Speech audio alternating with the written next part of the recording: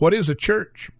Most of us would say it's the people, and that's true. But a church is also the space that gathers, shapes, and sends those people into the world. From the very beginning, Spring Hill Baptist Church has lived that reality.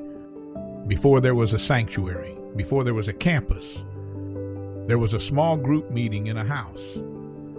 Every room was used. At one point, even a bathroom became a classroom. It wasn't ideal, but it was faithful. Because from the beginning, this church has asked one question: how do we make space for the people of God? Because at its best, this campus has never been about buildings alone. It has been about creating spaces where people encounter Christ, grow in faith, and experience the transforming power of the gospel. As the church grew, the answer came through sacrifice. Members gave what they had and built a chapel with their own hands. That chapel became the first true home for worship. And when the church outgrew it, the question came again: how do we make space now? In 1956, the church answered by building a new sanctuary, a space prepared to serve the next generation of ministry. And it did, because the chapel is more than a building. It's where vows were made, where families gathered in both celebration and grief, where children learned the Word of God. It is part of our story. But today, the chapel can no longer be safely used. Years of water intrusion and mold have made continued use impossible without significant repair. And here is the reality we cannot avoid. We will act or we will lose it. Doing nothing is not neutral. If we delay, the deterioration continues. If we settle for temporary fixes, we will eventually spend those dollars again. And if we walk away from it altogether, we lose a space that still holds tremendous ministry potential. There is no path forward without cost. Only a decision about whether we will move forward with purpose. The only question is, will we invest with purpose or lose it over time? This is ultimately not a preference decision. It is a stewardship decision. And when we asked our church what to do, the answer was clear. And this was not a new conversation. This goes back more than a decade.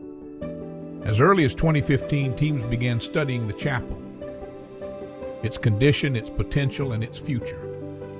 In 2018, further evaluation confirmed what we now know.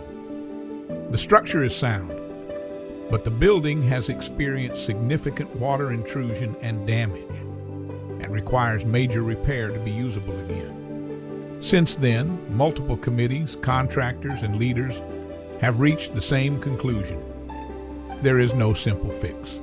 To make the chapel usable again, it requires a thoughtful, intentional renovation, one shaped around active ministry for years to come. More recently, the church approved the formation of a chapel committee to bring a clear recommendation forward. And over several months, we listened. Through surveys, conversations, and feedback from across the congregation, the response was consistent. Restore it, use it, don't let it go.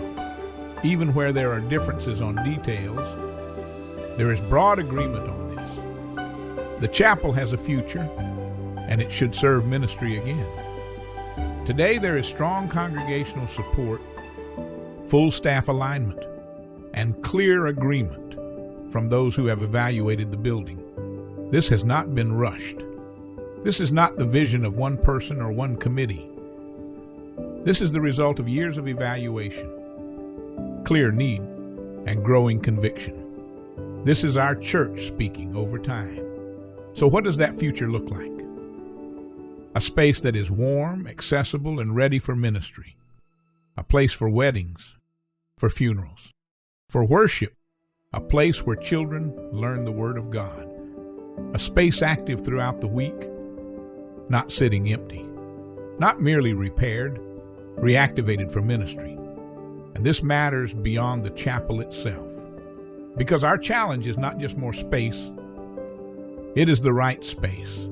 Right now, our first service regularly reaches 240 to 280 people. with 300 chairs already set. That is not future growth we are anticipating.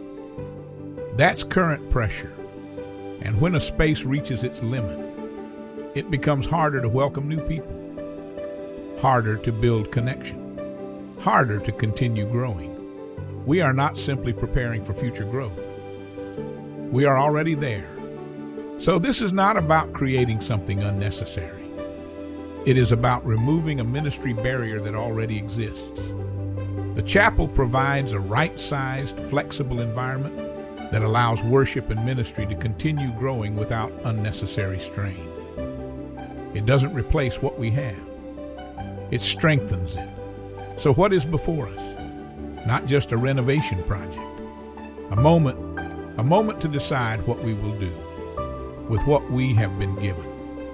A moment to honor the past, not by preserving it in place, but by preparing it for the future, because the question has not changed. It is the same question this church has answered before. How do we make space for the people of God?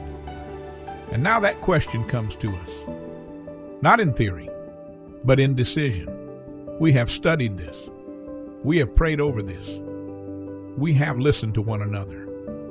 And we believe this is the right and responsible step forward. Not merely to preserve a building, but to steward this campus for the ministry and mission ahead. And now the opportunity is in front of us. Will we step forward and move ahead together?